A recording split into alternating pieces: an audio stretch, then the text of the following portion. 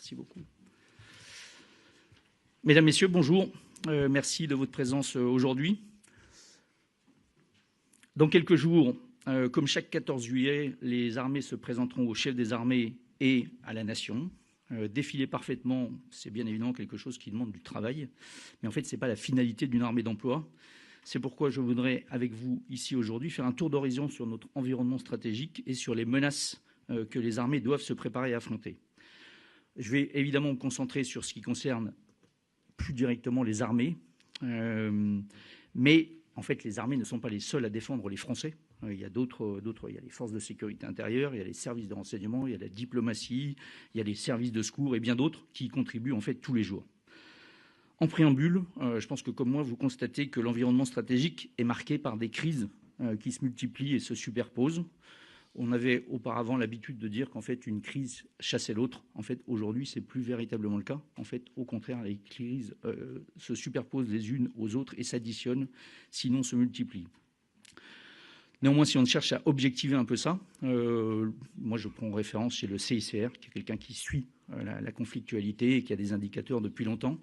Il y a 30 ans, le CICR estimait qu'il y avait 30 conflits d'un niveau suffisant comptabilisé. Le décompte du CICR aujourd'hui, c'est 120 conflits. Donc c'est quelque chose qui est objectif et qui en fait n'est pas totalement surprenant, mais le chiffre est celui-là si on cherche une référence. Ça veut dire qu'il faut qu'on intègre, on est bien face à un changement de référentiel stratégique. Pour moi, en tout cas, je peine à discerner quelles pourraient être les portes de sortie ou de stabilisation à court terme.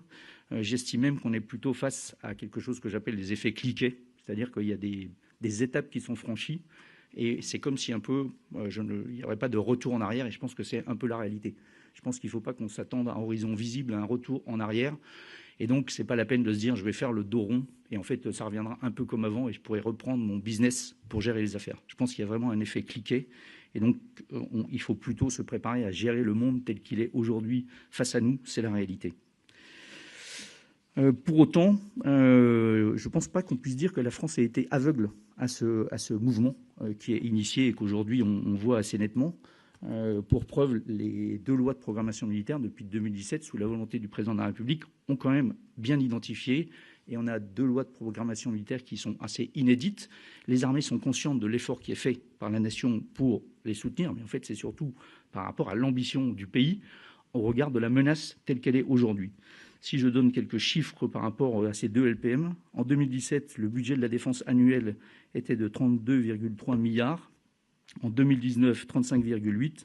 En 2024, 47,2. Donc ça donne une bonne idée de l'augmentation. Mais en fait, vous le comparez, ce qui est important, et je vous dis, les armées en sont conscientes, mais en fait, si vous regardez à la vitesse à laquelle le monde évolue et au niveau de menaces, c'est quelque chose qui est finalement assez logique. Et donc la France, c'est pas qu'elle n'ait pas de surprise, mais elle avait bien anticipé un risque de dégradation et la nécessité de se réarmer, de se réparer d'abord et de se réarmer. Ce que je vais maintenant, c'est je vais caractériser les menaces, en commençant tout d'abord par les menaces qui touchent les Français au quotidien, les plus proches, probablement celles qui vous parleront le plus, et j'élargirai en fait la focale en direction des menaces hors du territoire national, mais dans notre environnement. Et je terminerai par la menace qui est pour moi la plus dimensionnante, mais qui est aussi durable et proche. Alors, en ce qui concerne les menaces qui touchent directement les Français au quotidien, ces menaces-là, en fait, elles sont caractéristiques de la période qu'on vit, qui est une période de compétition. Vous m'avez peut-être déjà entendu donner ce mot-là. En fait, une compétition qui s'exerce dans tous les champs de l'activité humaine. Ces menaces, elles sont souvent hybrides et difficiles à attribuer. C'est pour ça qu'elles sont utilisées assez facilement par nos compétiteurs. Je constate qu'elles visent à tester notre détermination, nos capacités de réaction et à fragiliser notre cohésion nationale. J'y reviendrai. Je commencerai par les menaces terroristes et la criminalité. La menace terroriste, ce n'est pas parce que la guerre de haute intensité est revenue que la menace terroriste a disparu. Au contraire, elle reste présente en particulier sur le territoire national, même si nos forces de sécurité intérieure, nos services de renseignement ont beaucoup progressé et sont aujourd'hui plutôt capables de déjouer les attaques qui sont prévues que de devoir les traiter, en gérer les conséquences. C'est quelque chose qui est très bien. Ça peut paraître un peu moins visible, mais néanmoins, il y a une vraie menace et elle est traitée. Ça veut dire qu'il y a la mission pour les armées, poursuite de la mission Sentinelle, qui néanmoins s'adapte en permanence dans sa forme, sur le fond et sur la forme. La menace, elle est aussi liée à ce qui se passe dans le reste du monde, et en particulier au Proche et Moyen-Orient, qui est généralement un peu le bassin, ou en tout cas le vivier des risques de menaces exportées, avec des risques de répercussions sur le territoire national. De fait, les armées, indirectement, sont engagées sur ces théâtres-là, par exemple en Irak, pour justement essayer de contrer au plus loin possible cette menace-là et limiter ses capacités de projection. C'est le cas en Irak, je vous l'ai dit, mais elles n'agissent pas seules. Les services de renseignement sont également mobilisés. Je pense que ça passe aussi par le contrôle des trafics d'armement dans l'océan Indien et la Corne de l'Afrique. À cela s'ajoute bien évidemment sur le territoire national, et vous le constatez, une criminalité et des trafics qui augmentent en volume et en niveau de violence. Cette lutte contre la criminalité organisée, ce n'est pas la mission des armées, c'est les forces de sécurité intérieure. Pour autant, bien souvent, ces trafics, ils ont des connexions assez importantes avec l'étranger. Et donc, c'est à ce titre-là qu'en coordination avec les FSI, on garde quand même un œil et qu'on s'y intéresse de près. De fait, fin juin, ce sont près de 2,5 tonnes de cocaïne qui ont été interceptées dans les Antilles et 2,5 tonnes qui ont été interceptées en Nouvelle-Calédonie. Depuis le début de l'année, c'est 33 tonnes de saisies par la Marine nationale. L'année dernière, en 2024, année record, c'était 48 tonnes saisies. On est probablement parti pour battre ce record cette année. Les minerais sont quelque chose qui sont aussi extrêmement convoités dans le monde aujourd'hui et qui nourrissent des trafics, d'où la lutte que nous menons contre l'orpaillage illégal en Guyane dans le cadre de l'opération Harpie. Je pense qu'il faut également évoquer la prédation des ressources halieutiques, qui est un enjeu majeur pour la France, d'autant plus qu'on est la deuxième zone économique exclusive du monde, on possède la deuxième ZEE du monde, avec 10,2 millions de kilomètres carrés d'espace maritime. C'est bien évidemment quelque chose qui est très important. Dans le domaine de la criminalité, il faut ajouter les menaces cyber, dont une partie est d'origine criminelle ou sous-traitée, qui vise aujourd'hui, en tout cas qui peut menacer tous les pans de la société, pas seulement attaquer les armées, c'est le cas aussi, mais ce n'est pas le cas, ce n'est pas la seule cible, voire même probablement pas la cible majeure. On est probablement un peu plus durci, mais vous voyez bien, ça vise les hôpitaux, ça vise les écoles, ça vise les collectivités territoriales, mais les réseaux de transport, mais les réseaux de gestion énergétique ou les PME. Il y a un deuxième niveau qui est comment notre quotidien, le quotidien des Français, est ciblé indirectement par l'action de grands compétiteurs qui comportent un certain nombre de menaces. C'est le cas, par exemple, dans tout ce qui concerne l'espace ou sous les mers, où en fait se situent des équipements satellites ou câbles qui nous permettent de communiquer, de nous positionner, en fait, qui sont très présents dans la vie de tous les jours des Français, sans qu'on le relie directement à ça. Dans l'espace, il y a des actions de brouillage et d'espionnage de nos satellites par les grands compétiteurs. Sous les mers, ce sont des câbles qui ont été sectionnés, alors que 95% du trafic Internet fonctionne via ces câbles-là. Il y a également des menaces qui sont plutôt des risques, entre guillemets, qui sont exogènes, qui sont liés au changement climatique, même si en fait l'impact du changement climatique est souvent catalyseur de chaos, mais même dans leur forme propre, changement climatique, c'est d'une nature différente, mais ça peut nous poser de gros problèmes, cyclones, inondations, feux. Les causes sont diverses, mais le changement climatique joue un rôle et ses effets se feront de plus en plus sentir dans l'avenir. Et en fait, on le ressent nous-mêmes sur le territoire national, outre-mer évidemment, mais même sur le territoire national métropolitain. Je constate que ça, c'est forcément quelque chose, par l'ampleur que ça prend, quelquefois la répétition, quelque chose qui met en tension les moyens de l'État, qui sont des moyens finis par définition, et que bien évidemment, je constate que chacune de ces crises est finalement toujours, au moins ponctuellement, instrumentalisée pour dénoncer les insuffisances de l'État. De fait, les Outre-mer sont également touchés par toutes les menaces que j'ai évoquées spécifiquement, avec en surcroît l'effet éloignement. J'évoque souvent le terme de tyrannie des distances, ça rend tout plus compliqué et c'est là aussi quelque chose qui est très, très, très dimensionnant. La zone Indo-Pacifique, elle a cette spécificité-là, du fait de par son hyper-éloignement, entre guillemets, mais c'est aussi parce que la zone, j'y reviendrai, c'est dans cette zone que se joue la lutte pour le leadership mondial entre les Américains et la Chine, et que forcément, ça a aussi, par ricochet, un impact sur nous et notre sécurité et les menaces. Pour nous, ça veut dire que ça signifie qu'on doit éviter de durcir cet antagonisme. Parallèlement, on se doit absolument de rester un allié fiable vis-à-vis de nos partenaires dans la zone, notamment en les aidant, comme je vous l'ai dit, sur tout ce qui est les conséquences du changement climatique. Pour tous ces petits pays, c'est probablement d'ailleurs, finalement, en fait, la préoccupation majeure, et c'est dans ce domaine-là qu'il faut les aider. Et une aide strictement militaire est quelque chose qui, c'est pas que ça les laisse indifférents, c'est que c'est pas leur priorité, et en tout cas pas du tout la priorité de leur population. Ce que je constate, si je prends depuis tout ce que je vous ai dit sur la partie menaces terroristes, mais encore plus sur ces menaces qui visent un peu le quotidien des Français, En fait, toutes ces menaces, directement ou indirectement, finalement, menacent et ciblent la cohésion nationale. La cohésion nationale, c'est vraiment le centre de gravité de tous les pays et le centre de gravité de notre pays aussi, parce que c'est un élément clé de la résilience de la nation. La cohésion nationale, elle fait notre force. Quand on est forte, quand notre cohésion nationale est forte, c'est quelque chose qui dissuade le risque et que ça inhibe notre capacité de réaction et notre volonté de se défendre. Et donc, on comprend comment nos compétiteurs et nos adversaires ont intérêt finalement à attaquer cette cohésion nationale. Le mode d'action privilégié pour la fragiliser est la désinformation, soit en exploitant les menaces qui ont été décrites précédemment, soit directement. Ces menaces sont difficiles à contrer car elles agissent en semant le doute, elles agissent généralement en choisissant un terreau favorable, et elles sont souvent difficiles à attribuer. En tout cas difficile à attribuer formellement. En fait, on voit généralement toujours qui est derrière, à qui profite le crime, entre guillemets. Et en fait, formellement, pour l'attribuer, c'est quelque chose qui n'est pas si simple que ça. C'est bien évidemment le but. J'estime que les menaces hybrides, ça peut se définir comme quelque chose qui vise finalement à freiner la capacité de décision, parce qu'en fait, il y a un flou qui demeure et que, sauf à non pas prendre des risques, mais affirmer une volonté et finalement attribuer ou en tout cas cibler quelqu'un, de manière formelle, c'est pas si simple que ça. En plus de ces menaces dont les impacts sont assez évidents, il ne faut bien évidemment pas ignorer ce qui se passe ailleurs dans un monde où tout est lié, et donc on en ressent également les effets sur notre quotidien. Donc ça, c'était vraiment ce qui concernait le plus proche les Français, donc généralement sur le territoire national métropolitain ou outre-mer. Là, c'est quelque chose qui est un peu plus éloigné. Donc en particulier, il y a l'Afrique. Pourquoi l'Afrique? Parce que je pense que s'il y a bien deux continents dans le monde qui sont très intimement liés, et tout chez l'un, en fait, a des répercussions assez fortes chez l'autre.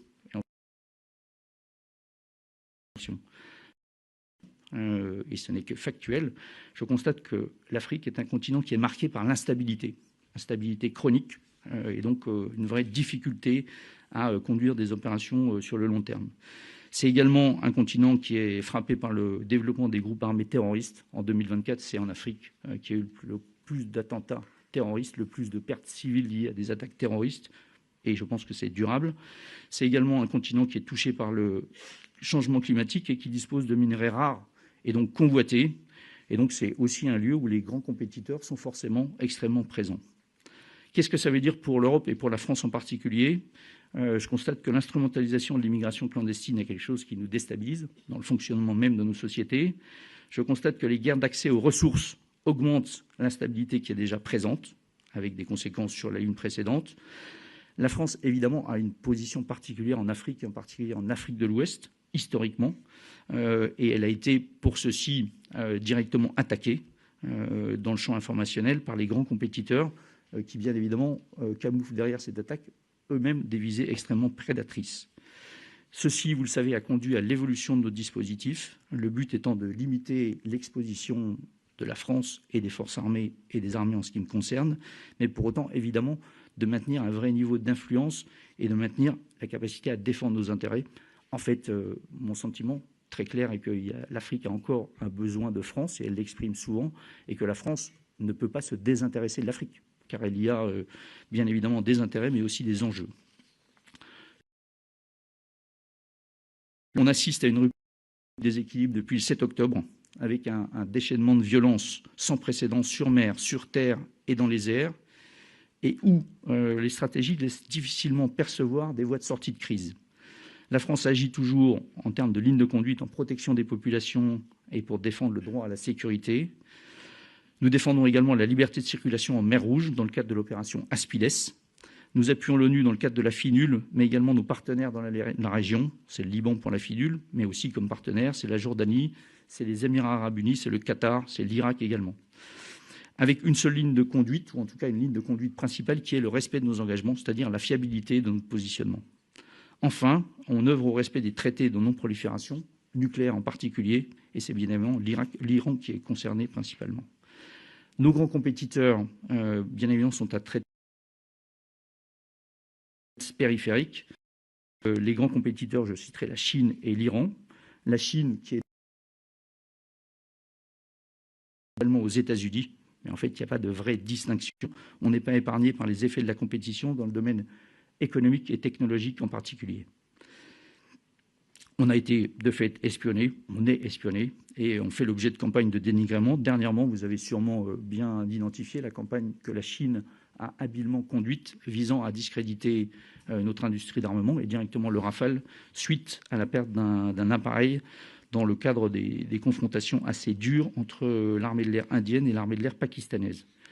La Chine, c'est également elle qui remet en cause la liberté de circulation en mer de Chine méridionale et qui agit directement pour influer sur les modes de gouvernance dans cette région du monde.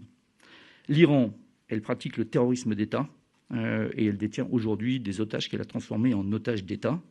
Elle mène des actions déstabilisatrices au PMO où elle a une part de responsabilité lourde par son soutien à des proxys terroristes comme le Hamas, le Hezbollah ou encore les Houthis.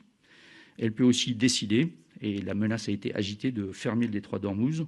Enfin, je pense qu'il existe de fait aujourd'hui une réelle tentation de relance du programme nucléaire militaire, mais cette fois en dehors de toute surveillance. Enfin, il y a la Russie, et qui constitue la dernière partie de mon exposé, un autre grand compétiteur qui a ouvertement désigné la France comme son premier adversaire en Europe. Pas moi qui l'ai dit, c'est la Russie qui l'a dit.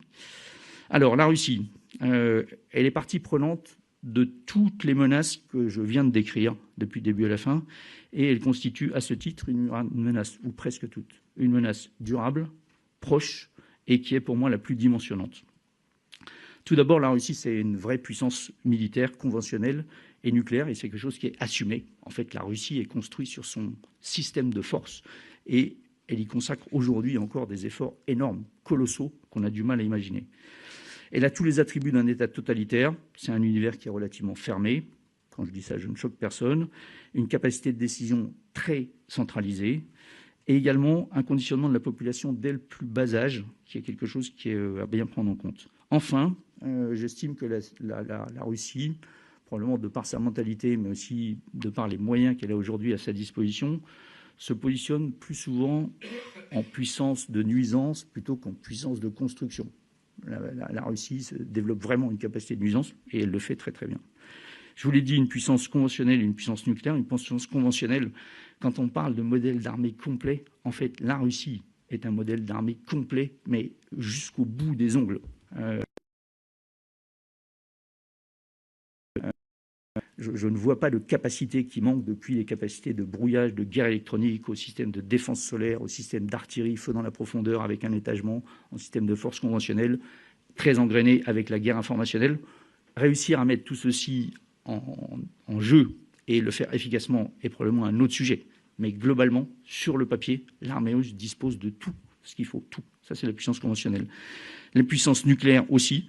Quand la Russie est obligée de réduire ses priorités, la dernière chose sur laquelle elle fixe ses priorités, c'est sa dissuasion nucléaire, qui est une dissuasion nucléaire qui est aussi complète avec des vecteurs terrestres, des vecteurs sous-marins, des vecteurs aviation à long rayon d'action, des armes stratégiques, des armes tactiques, avec une doctrine, une chaîne de commandement qui est extrêmement robuste, testée, sondée. Donc c'est véritablement quelque chose sur lequel s'appuie la Russie pour poser sa puissance. La Russie, c'est une vraie profondeur stratégique. Je pense que quand on parle d'un pays avec une profondeur stratégique, c'est probablement la Russie qui est l'exemple le plus fort. Profondeur stratégique, comme je l'ai dit, depuis, bien sûr, géographique. La Russie, c'est 11 fuseaux horaires. Donc ça donne quand même une idée de la surface couverte. C'est ce qui lui permet de tenir économiquement. C'est aussi par la capacité à sa population à durer, ou voire même endurer. Même si la situation est compliquée, en fait, c'est quand même... Je pense là aussi, historiquement, culturellement, un peuple qui est capable d'endurer des choses qui nous semblent d'ailleurs complètement inimaginables. Donc c'est quelque chose qui est bien fait. Et donc c'est bien évidemment un aspect important pour la résilience et la capacité à soutenir l'État. Constatons néanmoins que, et je pense que Poutine, depuis les années 2000, a vraiment remis l'endoctrinement, et en particulier au niveau des plus jeunes, un endoctrinement extrêmement fort. La remontée en puissance des héros de la Grande Guerre patriotique, ce qui est très très fort et qui se ressent aujourd'hui dans le fonctionnement de l'État russe. Fort de ses atouts, le Kremlin, je vous l'ai dit, a fait de la France une de ses cibles prioritaires, avec en fait des choses qui bien évidemment se caractérisent un peu dans tous les domaines, bien évidemment sous forme de guerre hybride, multimilieu, multichance, ça veut dire un peu partout on est confronté, un peu physiquement, mais c'est vrai aussi dans l'espace, dans le cyber, dans les fonds marins. Je vais un peu vous décrire ça. C'est vrai, je vous le dis, dans le champ informationnel. L'exemple le plus fréquent, si on pense en dehors du territoire national, c'est l'Afrique, où on est encore confronté à une guerre informationnelle extrêmement forte de la part de l'Afrique, de la Russie, qui cible les pays où on est, mais en fait les autres pays aussi. Et vous avez probablement des exemples. En fait, personne n'est dupe quand tout d'un coup, à Bangui, on brûle le drapeau français et qu'il y a un drapeau russe qui est sorti de je ne sais pas où. Enfin, il n'y a pas de miracle. Après, on peut toujours dire que le hasard fait bien les choses. Je pense qu'il n'y a pas de hasard, surtout qu'on a des informations très précises qui expliquent bien qu'il y a le système russe qui est mis en place pour conduire une guerre informationnelle qui ne cible pas que la France, mais prioritairement la France, parce que je pense qu'ils ont identifié que si la France a des difficultés dans ce domaine-là, finalement, ça fera un effet domino, puisqu'ils considèrent que c'est probablement nous qui, effectivement, tenons le mieux l'affaire, mais qui cible aussi, en fait, globalement, les autres pays occidentaux. Mais on est la cible principale.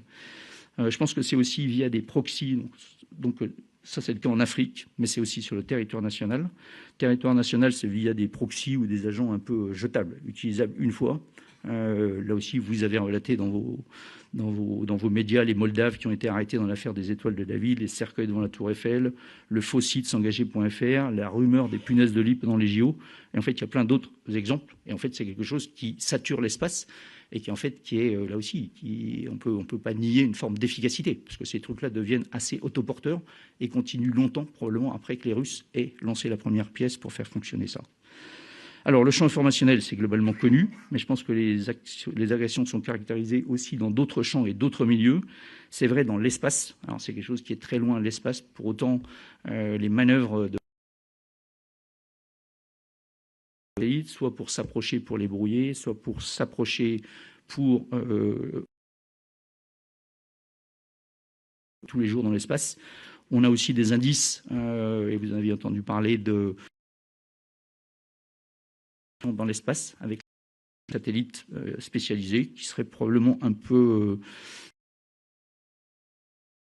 non militarisation des règles, mais ça c'est un peu aujourd'hui la remise en cause des traités en mer et sous les mers. Donc c'est d'abord les sous-marins nucléaires d'attaque russes qui régulièrement pénètrent en Atlantique Nord et ensuite descendent quelquefois en Méditerranée et qui cherchent évidemment à surveiller les zones qui sont importantes pour nous, mais également chez les Britanniques, éventuellement aussi sur les côtes américaines, avec des... Donc ça, c'est un peu pour l'action. C'est vraiment les sous-marins nucléaires d'attaque, en fait, une présence gênante. Il y a des moyens spécialisés d'action sous la mer, soit à partir de bâtiments de surface. C'est le Yanta qui est particulièrement identifié, qui a de grosses capacités, qui peut intervenir très très profond, à plusieurs milliers de mètres sous la surface. Ils ont aussi des sous-marins spécialisés, avec des capacités de porter des sous-marins filles, entre guillemets, pour conduire des actions plus précises le long des câbles. Donc tout ceci est extrêmement préoccupant et mérite véritablement qu'on s'y intéresse. On est engagé avec nos alliés en Atlantique Nord, mais également avec les pays baltes, les pays scandinaves, pour déjouer ces manœuvres d'intimidation. Mais en fait, sous l'eau et à partir de la surface se conduisent des opérations assez intenses. Dans les airs, frictions, interactions sont fréquentes avec nos patrouilles et drones, et un peu dans tous les espaces. Une fois qu'on est dans l'espace aérien international, c'est quand même un peu la zone où on a l'habitude de dire plutôt, nous, des espaces qui appartiennent à tout le monde. En fait, les Russes disent plutôt un espace qui appartient à personne. Sous-entendu, en fait, c'est quelque chose à conquérir. Mais ça, c'est vrai en mer Noire, c'est vrai au-dessus de la Syrie, c'est vrai en Méditerranée, c'est vrai quelquefois des comportements non professionnels souvent dangereux. Vous avez des escortes de chasseurs ou d'identification, et je signale aussi les vols de l'aviation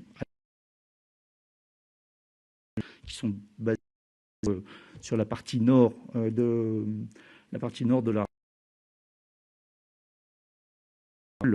plutôt au-dessus de l'espace maritime, en contournant la Norvège et en descendant quelquefois au-delà de la Grande-Bretagne, ce qu'ils n'ont pas fait depuis longtemps, parce qu'en fait, ils sont bien occupés. Je pense que ça, s'il y a des signes aussi qui ne trompent pas, mais quelquefois qui sont descendus en dessous en passant au sud de la Grande-Bretagne et ensuite en remontant. C'est arrivé une fois en remontant par la Manche en direction donc des vols de longue distance. Ces bombardiers, l'aviation russe à longue réduction, elle a bien évidemment une mission anti-navire, de recherche des surfaces et principalement de rechercher les groupes de porte-avions américains ou alliés. Mais en fait, c'est aussi des bombardiers du haut, comme la doctrine russe le prévoit, capables d'emporter l'arme nucléaire. Dans le cyber, en Europe, il y a eu des attaques cyber multiples qui ont été attribuées. Les Russes avancent évidemment masqués, avec une capacité à sous-traiter vers des groupes qui, dans l'absolu, quand on remonte directement, ne veulent pas dire grand-chose. Mais en fait, on voit là aussi assez très clairement de quoi il en retourne. La France cherche maintenant à attribuer, à dénoncer ces attaques-là. Attribuer est quelque chose qui est important. En fait, attribuer, être capable d'attribuer est une chose, et ensuite le sortir, c'est-à-dire officiellement attribuer, est une étape suivante. C'est ce qu'on fait avec nos alliés. Voilà, je pense qu'il ne faut pas non plus exclure des actions comme celles qu'ont subies certains de nos voisins. Pour l'instant, ce n'est pas le cas, et tant mieux sur le territoire national. Par exemple, des sabotages qui ont visé des usines d'armement allemandes ou des grands dirigeants de ces sociétés. Voilà, la Russie, c'est une menace durable. La guerre en Ukraine pour la Russie est existentielle. Et elle veut absolument obtenir ce qu'elle a fixé comme objectif, ou au moins ce que Poutine a fixé comme objectif, ou est affiché, si on parlait dans le vocabulaire militaire, affaiblir l'Europe. Et l'objectif de Poutine, pour y arriver, elle a mis en place avec la guerre en Ukraine, et elle s'est une guerre qui tourne aujourd'hui.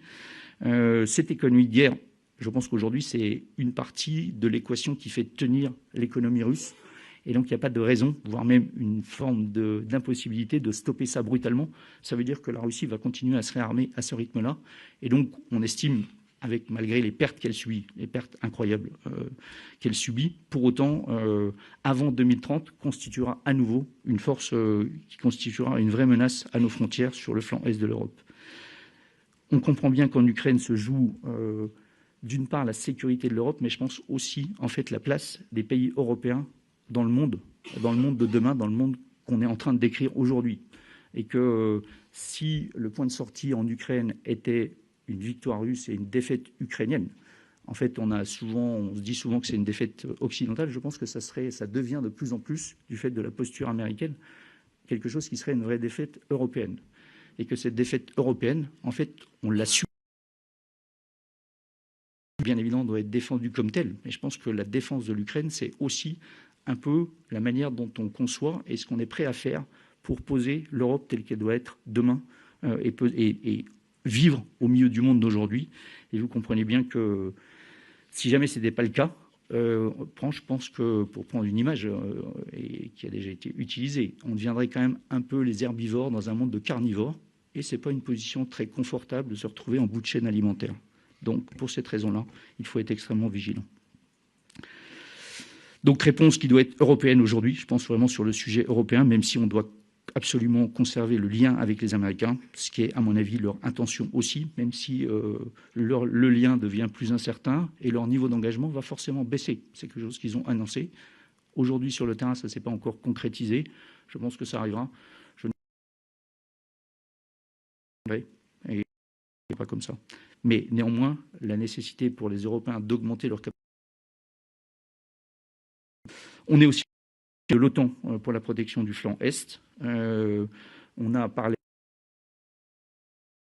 du président de la coalition des volontaires, qui est quelque chose qui a été par un dirigeant européen en demandant qu'il y ait un lead franco-britannique qui se mette en place, que bien évidemment des développements intéressants, on pourra éventuellement y revenir dans les questions. Voilà, je pense qu'aujourd'hui, elle est quand même, je ne sais pas si on dit d'abord, il ne faut pas être trop exclusif, mais en tout cas, Poutine joue un rôle déterminant dans la menace que constitue aujourd'hui la Russie vis-à-vis du continent européen et les visées russes sur l'Ukraine. Esprit de revanche, volonté de laisser une trace dans l'histoire qui détermine ses décisions, et je pense que c'est quelque chose qui peut conduire à tous les excès, donc un vrai niveau de vigilance face à cet ennemi, je vous l'ai dit, qui est durable et déterminant. Pour conclure, rapidement, je pense que dans le monde que je viens de décrire aujourd'hui, il y a 4 marqueurs qui permettent de comprendre et de voir à quoi on est confronté. Le premier marqueur, c'est un emploi de la force désinhibé. L'emploi de la force, aujourd'hui, c'est l'outil principal des relations internationales. beaucoup de pays considèrent que c'est le moyen le plus simple et le plus rapide d'obtenir des résultats. Et que dans ce domaine-là, quand on choisit des modes d'action où on produit le plus de pertes possible, c'est quelque chose qui permet d'afficher sa détermination. Première chose. La deuxième chose, le deuxième marqueur, c'est contestation de l'Occident et de l'ordre établi après 1945. Un ordre qui s'appuie sur le droit international, qui aujourd'hui est constaté avec une vraie volonté de mettre en place un ordre alternatif. Poutine est le chef de file de cette volonté de désoccidentalisation, et il en tire profit. Le troisième marqueur, c'est la puissance de l'information. L'information sous tous aspects. Bien évidemment, l'information en termes de renseignement pour être capable de comprendre, mais aussi l'information, champ informationnel, guerre informationnelle, dans le champ des perceptions, pour attaquer en particulier la cohésion nationale de ses adversaires. Le dernier marqueur qui peut vous sembler d'un niveau différent, mais je pense que pour autant, c'est quelque chose qui est extrêmement important et que pour beaucoup de pays, en fait, c'est quand même un vrai angle d'approche, c'est l'impact du changement climatique, catalyseur du chaos, mais en fait, vraie préoccupation. Et si on ne le prend pas en compte, déjà, c'est quelque chose qui un jour nous arrivera, ça nous arrive déjà, et il y a beaucoup de conséquences et les armées doivent anticiper, mais je pense qu'en termes de sécuritaire, c'est un driver assez fort. Voilà. Pour conclure, la conclusion de ma conclusion, je pense qu'il faut néanmoins qu'on fasse tous preuve, en tout cas j'essaye de garder moi une forme de lucidité et constater que consciemment ou inconsciemment, aujourd'hui, en fait, il y a une forme d'accoutumance à la violence qui augmente. Et que si vous réfléchissez dans ce que vous présentez dans vos médias, est-ce qu'il y a 5 ans, vous auriez considéré normal qu'un État tire 300 missiles sur un autre et qu'en fait on dise que ce n'est pas très grave parce qu'en fait il y en a 95% qui avaient été interceptés. En fait, c'est très grave et ce n'est pas normal.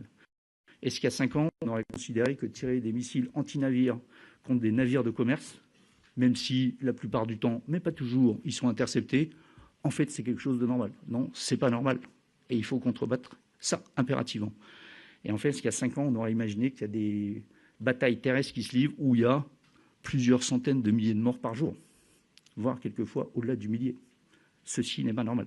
Et ça, je pense que c'est quelque chose auquel on doit faire attention, mais pour autant qui caractérise un peu la manière dont le monde aujourd'hui se positionne. Voilà, merci beaucoup.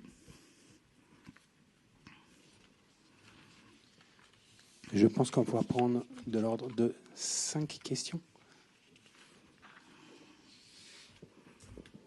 Bonjour, Nicolas Barotte du Figaro.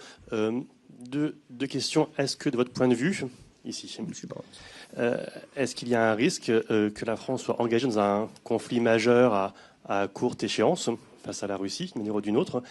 Et comment fait-on dans ce cas-là pour remporter cette guerre avant la guerre, comme vous dites, cette compétition dès aujourd'hui? Quels moyens vous faut-il? Merci.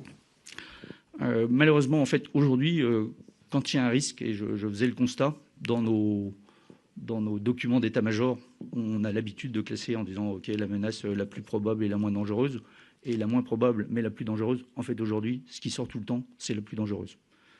Et donc, il faut quand même être raisonnable. Après, en fait, la France en Europe n'est pas toute seule. Géographiquement, elle est à l'intérieur du continent européen. Il y a des outils de défense collective.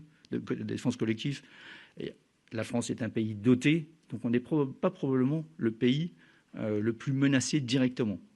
Pour autant, je pense que c'est un peu ce que se disaient les Ukrainiens avant 2014 et même certains qui se le disaient avant 2022. Et que face à un compétiteur russe, un adversaire russe tel que je vous l'ai décrit, qui a identifié la France comme son principal adversaire en Europe, à défaut de se faire attaquer directement et lourdement sur le territoire national, il y a beaucoup d'autres options. Et enfin, pour répondre à votre question ou précision sur gagner la guerre avant la guerre, en fait, notre vrai objectif, ce n'est pas de gagner la guerre, en fait, c'est d'éviter la guerre, et donc d'où gagner la guerre avant la guerre et dissuader nos adversaires de le faire. Je pense que dans le monde d'aujourd'hui, ce n'est pas avec des bonnes intentions qu'on peut dissuader nos adversaires de nous attaquer, que ce soit sur le territoire national, que ce soit dans les différents milieux ou que ce soit outre-mer. Et que notre capacité à afficher notre détermination, d'être prêt, parce qu'en fait, gagner la guerre avant la guerre, c'est complété par en étant prêt à s'engager dans une guerre de haute intensité. En fait, c'est le meilleur moyen pour ne pas se retrouver aujourd'hui confronté à un engagement majeur. Et ceci, oui, probablement a un coût et nécessite de bien réfléchir à ce dont on a besoin.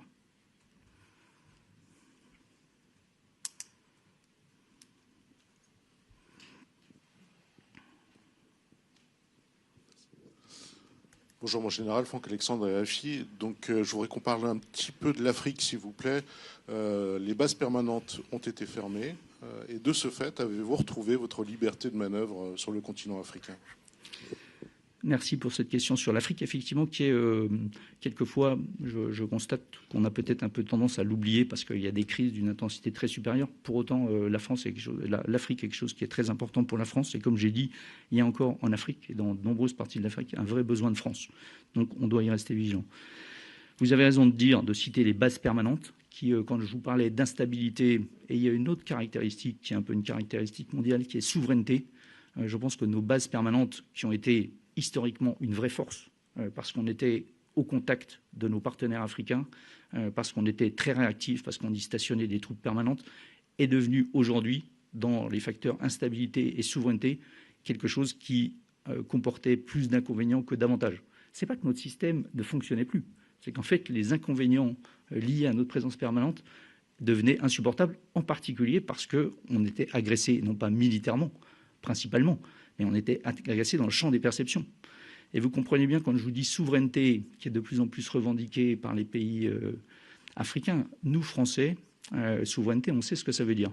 Quand en 1966, le général de Gaulle dit il faut que la France renforce sa souveraineté ou retrouve sa souveraineté, en fait, il identifie quelque chose qui est, pour lui, le marqueur principal d'une perte de souveraineté ou d'une souveraineté contestée, c'est des bases étrangères sur son territoire. Et il demande aux Américains et aux Canadiens de quitter la France. En fait, on doit comprendre ça, que les Africains puissent avoir la même vision, ou en tout cas, quand dans le champ informationnel, quelqu'un nous attaque sur cet angle-là en disant « vous êtes occupé, vous n'êtes pas souverain », en fait, ça marche. Et donc, c'est pour ça la volonté. Ce n'est pas parce que notre système de base permanente ne produisait pas des effets positifs, c'est que dans le champ informationnel, les effets négatifs étaient bien supérieurs à ça. Et donc, oui, c'est pour ça qu'il y a eu une vraie conception, la mise en place d'un nouveau dispositif qui a visé à fermer nos dispositifs permanents.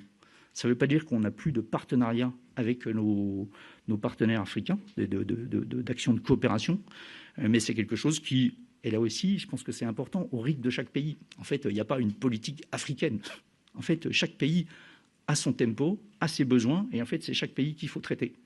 La mission de M. Bockel dans ce domaine-là a été très efficace, parce qu'en fait, il a pris le temps d'aller dans chaque pays, de décliner les besoins. Et en fait, tout ne s'est pas fait d'un seul coup, parce que chacun vit suivant ses contingences politiques du moment, ses élections, ses différentes choses. Et on est en train, j'estime, à l'été, d'aboutir quasiment sur nos dispositifs terminal en ce qui concerne finalement le transfert des bases permanentes. Et en fait, le but étant bien de ce qu'on a déjà fait avec un certain nombre de pays, puisque tout le monde n'est pas au même rythme, mais vraiment d'engager une coopération qui soit équilibrée. Je pense que ça, c'est le terme clé. Il faudra apprendre des deux côtés, parce qu'en fait, c'est bien à deux qu'on fait de la coopération. Mais j'estime qu'on a beaucoup avancé dans ce domaine-là. Et si je fais le point moyen de comment vous parlez de l'Afrique dans les médias aujourd'hui, en fait, on est passé sous un vrai seuil de visibilité, et que pour autant, en dessous, il y a quand même un certain nombre de choses qui se font encore. Donc, j'estime qu'on avance dans la bonne direction. Monsieur Mercier, Monsieur Mercier après.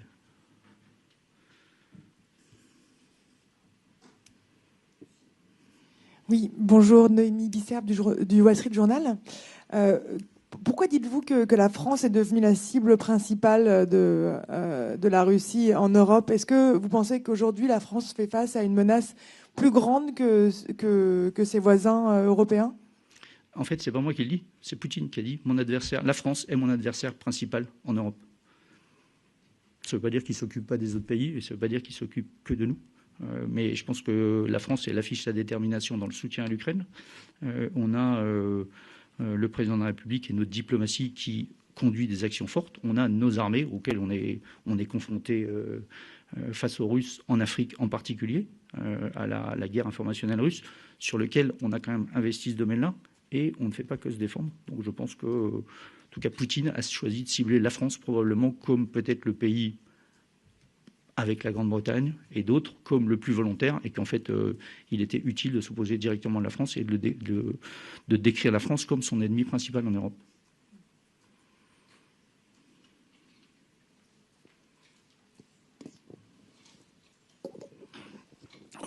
Oui, c'est Jean-Dominique Merchet. J'ai 2 questions. Hier est apparue dans le communiqué, dans la déclaration commune de Northwood, cette notion de menace extrême. Sauf erreur de ma part, c'est une notion nouvelle dans le vocabulaire stratégique. Qu'est-ce que c'est qu'une menace extrême? Et ma deuxième question, elle porte dans ce que nous avez affiché. Il était fait état concernant la Russie d'un détournement de la vocation défensive de la dissuasion nucléaire.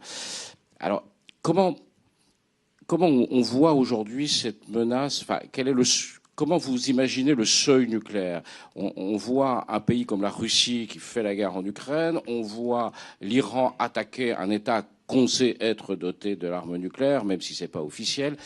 Donc ça bouge. Donc je crois qu'on parle d'épaulement chez nous, mais comment vous voyez les choses à ce niveau-là? Merci. Alors, Monsieur Mercier, la dissuasion nucléaire, qui est un domaine réservé du président de la République, justement parce que c'est la dissuasion nucléaire et que la dissuasion nucléaire, elle repose sur sa crédibilité. Et que la crédibilité de la dissuasion nucléaire, c'est tout un tas de petites choses. C'est comme un peu gagner la guerre avant la guerre. Tout ce qu'on dit sur la dissuasion nucléaire, c'est quelque chose qui soit l'affaiblit, soit la renforce. Et donc, c'est un exercice qui est très cadré et qui doit le rester, j'estime. Et que, comme moi, vous avez constaté que les présidents de la République s'expriment sur la dissuasion nucléaire une fois par mandat. Je pense que c'est pour ça que c'est comme ça. Maintenant, sur le sujet menace extrême, sans rentrer menace extrême, de fait, cadre nouveau, on parle de dissuasion nucléaire à 2 pays.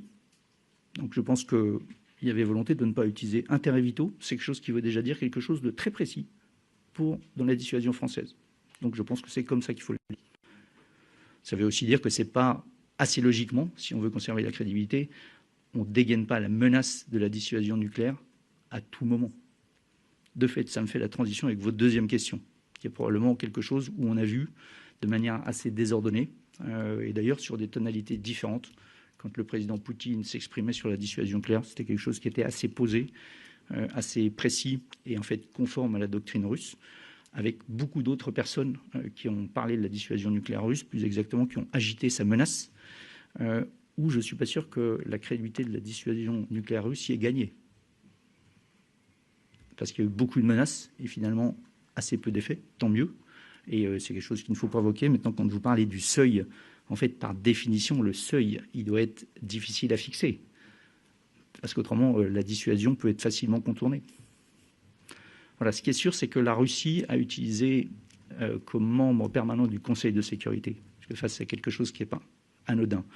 Les 5 membres du Conseil de sécurité, c'est les pays qui étaient autorisés à disposer d'une arme nucléaire, avec une définition qui est que la dissuasion nucléaire est fait quelque chose qui est fait pour dissuader et se défendre. Constatons que la Russie, pays doté, a attaqué un pays non doté, et utilisé un peu mal utilisé sa dissuasion nucléaire, puisqu'en fait, il l'a utilisé pour conduire des opérations offensives sous une forme de couverture nucléaire, en disant ça va suffire à finalement dissuader les autres pays d'aider l'Ukraine. Et je constate que dans ce jeu-là, probablement que la dissuasion nucléaire russe a un peu perdu de sa crédibilité, en tout cas de sa clarté d'emploi.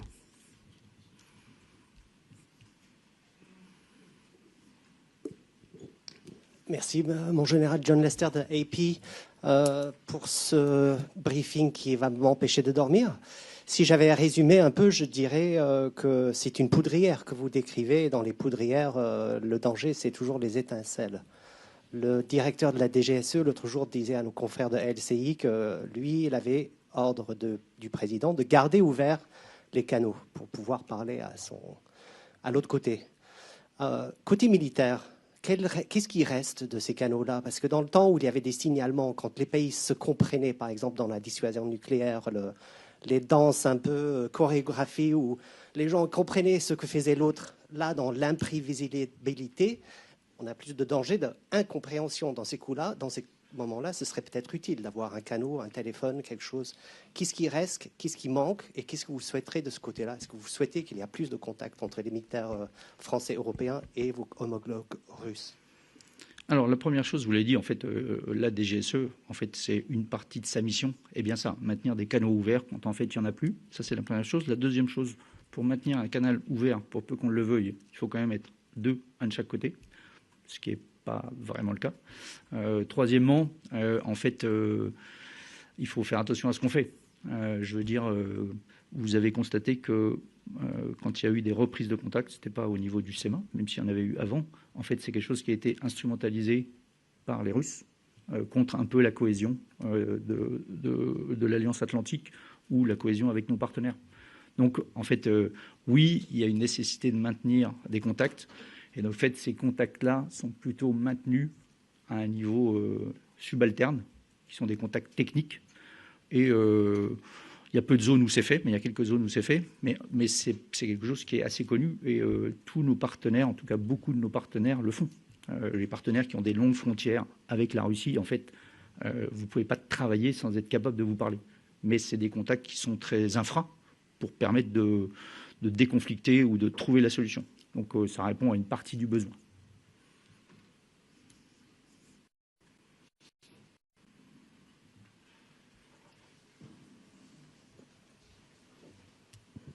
Merci. Ulysse Gosset de BFM TV.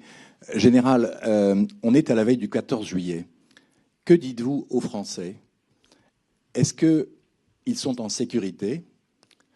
Est-ce que la guerre en Ukraine, que vous avez très bien décrite, peut s'étendre au-delà des frontières de l'Ukraine? Et vous avez dit déjà que nous étions attaqués, que nous étions la cible principale de la Russie. Mais en termes de guerre, je dirais pas traditionnelle, mais la guerre qui est menée en Ukraine peut-elle s'étendre au-delà des frontières? Est-ce que Poutine veut aller au-delà de l'Ukraine?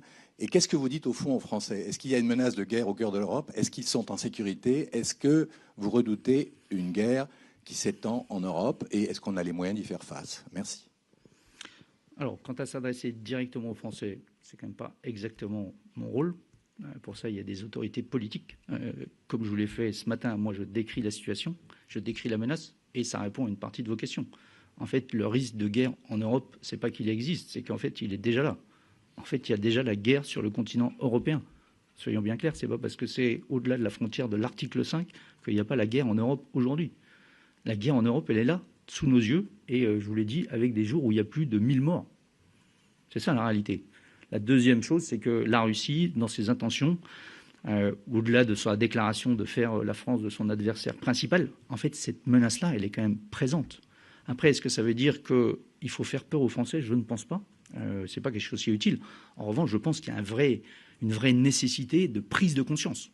Et que je comprends bien que les Français n'aient finalement pas envie de se dire, en fait, il y a la guerre sur le continent européen, on est l'adversaire numéro 1 désigné par les Russes, et que ça veut dire qu'il y a un niveau de menace qui existe.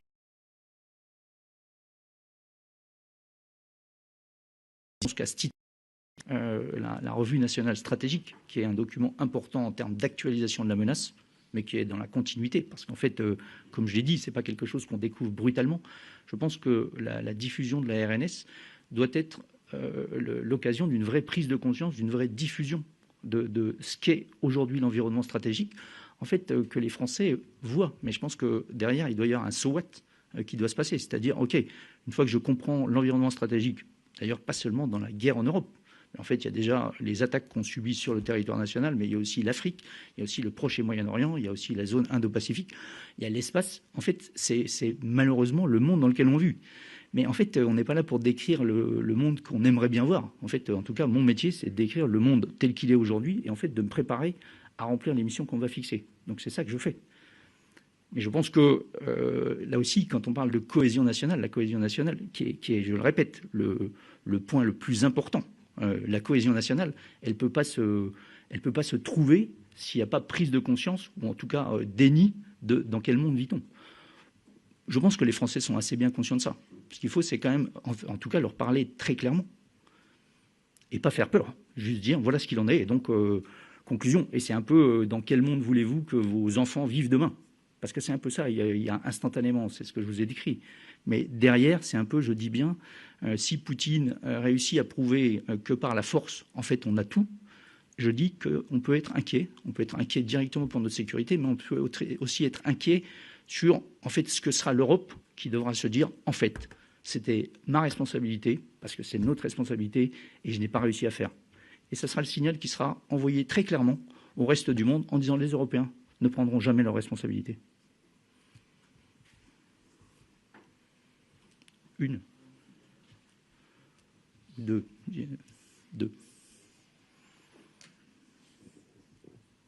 Oui, mon général, Clément Dagnès de l'Express. Vous avez parlé de la coalition des volontaires.